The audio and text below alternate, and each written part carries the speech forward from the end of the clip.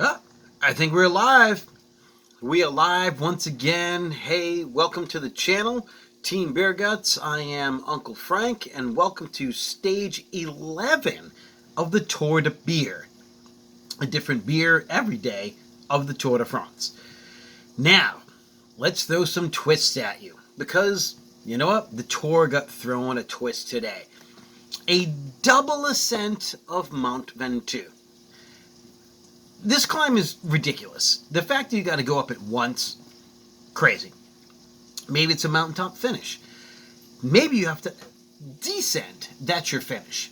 No. We're going to ascend, descend, go around, ascend again.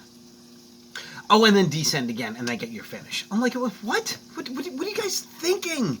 What a crazy stage design. And another great day of racing for the Tour de France. So I did the best I could to pick beer or beers that would go along with today's stage. Usually the big mountaintop finishes, I try to pick a big beer. Barley wine, Baltic Porter, something like that. Imperial Stout. But they did it twice. So that means 2 Baltic Porters, 2 Imperial Stouts, and that's too much. Not going to do that. So maybe we just pick 2 beers, but one of them's got to be big because it's Mont Ventoux. And that's crazy. And what an amazing stage. Wout van Aert, oh hey, spoiler. Yeah, Wout van Aert wins the stage and looks dominant. Drops Alaphilippe to the point that not only put distance on Alaphilippe, but Alaphilippe cracked and went backwards. And just what an amazing display that he put on today. The yellow jersey still holding on, and Pogacar shows that doesn't matter. There's no bonus points. He's still going to do what it takes. Alaphilippe did crazy effort from the beginning and just couldn't hold on. Just too much effort from the beginning. But man, what a great race and a great stage to watch. So if you haven't watched it, I might have spoiled who won and who didn't. Go back and watch the stage. It was super cool. There was some unfortunate crashes. There's some other people that moved up or moved back, and I feel like that's worthy of watching. So, let's talk beer. Tour de Beer, Tour de France, double ascent. We're going to do 2 beers. I've never done that before, and not going to do 2 beers in this review. I'm just not, because it's not fair to the beer that I'm going to drink and have on video. So, beer 1 is just on Instagram, and it is pictures, and it's a wonderful beer from Sawbelly Brewing. It's an American wheat-style ale that I had with some oysters. And wheat beer and oysters, they go good together. So you should do that if you have the opportunity. Beer 2, which we're going to talk about now, and I will describe on Instagram as well, and then put it on there, is descriptive of the stage. And this is a RIS, Russian Imperial Stout. Now, if you're unfamiliar with the style as far as Russian Imperial Stout, and that's why we're doing this here on Team Beer Guts, is to talk about beer styles and give some education. Education, yes, that's the word. Use it.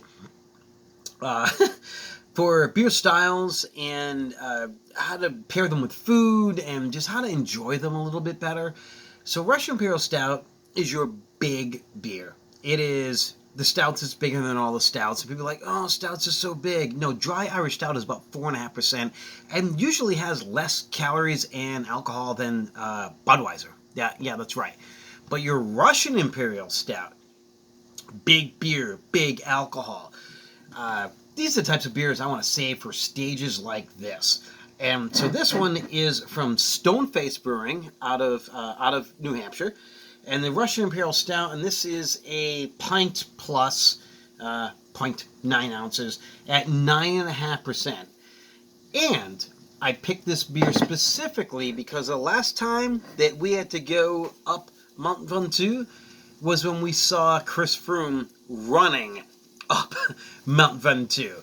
That epic crash where I think it was Richie Porte ran into a motorcycle, he ran into Richie Porte, his bicycle was destroyed, and he ran up the mountain. Running. In bike shoes. Yeah. Until he got a bike and was able to finish the stage. So, this is from that year, 2016. You're like, wait, you're going to drink a 5-year-old beer? Damn right I am. Because Russian Imperial Stout, similar to barley wine, the higher alcohol, the more malt content, and this gives those beers the ability to age like a good wine. Here's where beer style really comes in. It's not like, did I like it or not like it? Let's talk about beer styles. Russian Imperial Stouts were meant to age. Just because it's high alcohol doesn't mean it was meant to age. A big alcohol triple IPA is not meant to age. It should be drank fresh because all the hop flavors and hop aromas are going to fade away. Russian Imperial Stout, however, barley wine, even Belgian Triple, you can hold on to that for a few years. This has been sitting in for 5 years in my beer collection. I threw it in the fridge after today's stage and said, I am going to drink this today. Let's take a look.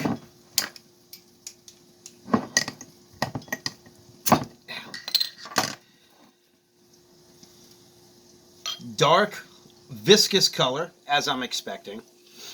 It shouldn't change, and if it falls apart, you're going to see lots of yeast chunks, hop chunks, everything else fall into this beer, and that's not happening here. This looks delicious. And apologize for the bad angle. You got me here in my kitchen today. So, look at the head. It's the black beer and this tan head. This beer is so dark that you don't get the white head or even off-white head. It is a tan head. This is a dark, dark beer. What does that tell you? Lots of dark malts, chocolate, roasted, some Carafa, possibly, which is one of those newer malts that doesn't have the husk. If you get a dehusked Carafa malt, it doesn't have the bitterness of the husk. And a lot of brewers are starting to use that now, which is a great idea. That way the beer is not as tannic and it doesn't attack you. And you're thinking, what the hell are tannins? Think of having a really aggressive red wine. Have that red wine, then eat a piece of cheese, then take another sip of the wine. Why does it taste different? The tannins. The cheese coats the fat in the cheese coats the palate for that. So this is going to have some tannins to it. Roasted malt, black malt, bitterness, coffee, chocolate, all of that.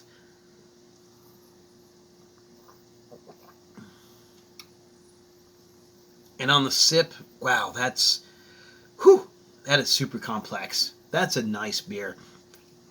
I'm also getting some vanilla. Vanilla barrel aging.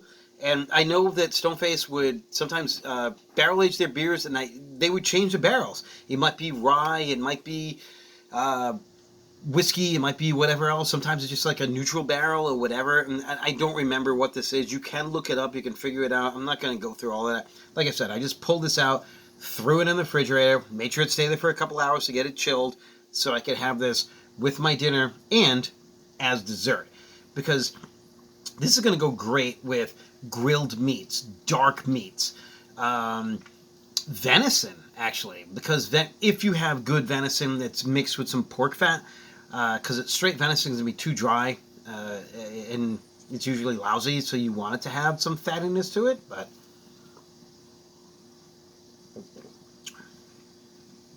yeah, there's definitely some vanilla.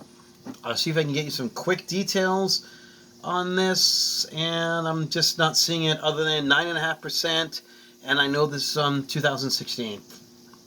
So, Stoneface Brewing, RIS, Russian Imperial Stout, out of New Hampshire. Get yourself an Imperial Stout. You know what? It's summer. It's still stout season. If you have the opportunity to drink a good beer, a big beer, You're just hanging out. Maybe you're grilling this food. You're not in the kitchen like I am right now. You're out by the barbecue. Sip on this. Put it in a snifter and just enjoy good beers. So Russian Imperial Stout goes good with cherry chocolate cheesecake. Goes good with ribs. Goes good with grilled meats. Goes good with more Imperial Stout. Not a lot more because, well, then you become silly. So this video is getting a little bit on the longer side, but we talked about 2 beers, so hopefully you hung out with us, and I appreciate that. And if you like what we're doing here, a different beer every day of the Tour de France. So make sure that you like, subscribe, share, tell your friends, hit that notification bell so you know when there's a new video coming, and we super appreciate it.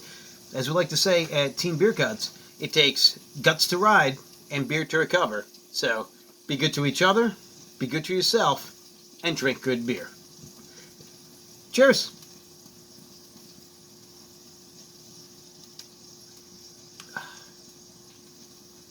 Oh, almonds. Almonds. Did I forget to say almonds? Shit. Did I? No, I haven't cut the video yet. Almonds. There's almonds in this. It tastes like almonds. It is not almonds in, but it tastes like almonds. It's delicious. Just get some if you can. If you can't, just get another Imperial Stout. Anyway. All right. I'm going to go. Talk to you later. Cheers. Thank you.